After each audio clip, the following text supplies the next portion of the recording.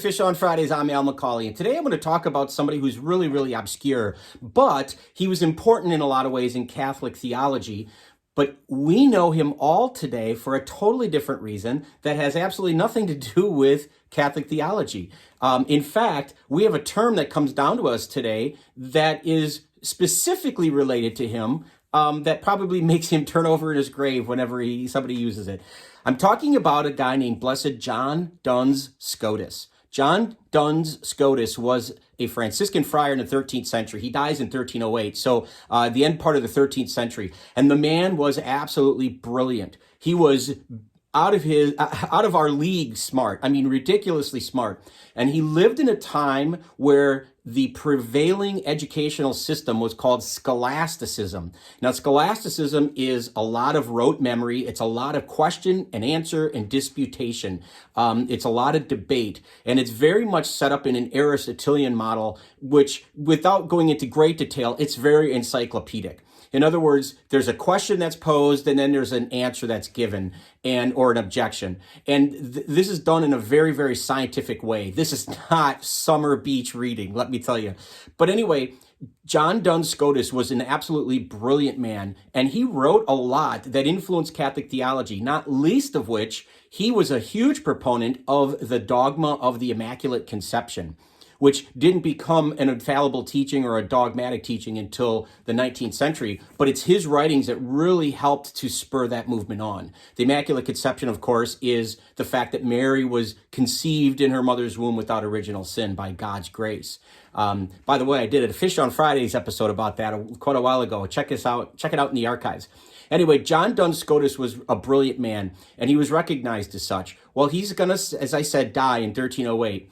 And for centuries, for quite a while, scholasticism will be the educational form of most of Europe in the universities and whatnot. By the time we get into the late 1400s, 1500s, we get into Renaissance humanism, where things are a lot different. And those scholars at the time, in the 1500s, for instance, early 1500s, are going to look back at scholasticism and see it as really backwards. They're going to see it as, this is a bunch of dribble. It's just drivel, I should say, not dribble. They weren't playing basketball. But anyway, they saw it as absolutely utter nonsense. The question and answer, it just seemed so, it wasn't organic at all. It was a very, very academic, cerebral way to look at the faith or look at the world. And so they came to in quick order, the Renaissance humanists came to really put it down. And when you look at scholasticism, chief among the scholars of the scholastic period was John Duns Scotus. By the way, Scotus refers to Scotland. That's where he's from. And John is his first name, and Duns is a small village or area from the part in Scotland where he came from. So the Renaissance humanist scholars came to just absolutely hate anything to do with scholasticism.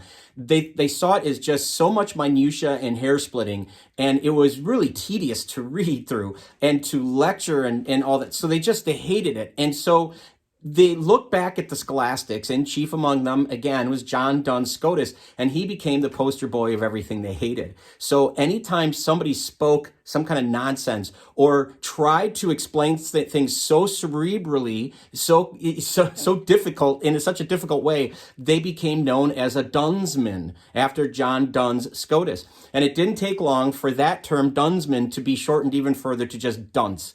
What our word is, it's spelled differently today in English, obviously, but if you were a Duns, you were associated with this particular guy who couldn't seem to be any flowery in his language at all. He wasn't organic at all. He was very, very, like I said, cerebral and stuck in the minutia and little elements here and there. And so everything that they despise about scholasticism becomes all encompassed in one word, dunce. And today we use that word to talk about what? Somebody who is unintelligible, somebody who doesn't speak, clearly or doesn't make sense, somebody who is stupid or an idiot. What's a further interesting note about this is it wasn't unusual during scholasticism for these scholars to wear these conical shaped hats. They look like an upside down cone. And the thought was they somehow would be able to encapsulate the power of the brain and have things make sense. Now, before we think that sounds silly, think about how Merlin the magician or any kind of wizard like in Harry Potter and stuff. They all have those pointed hats.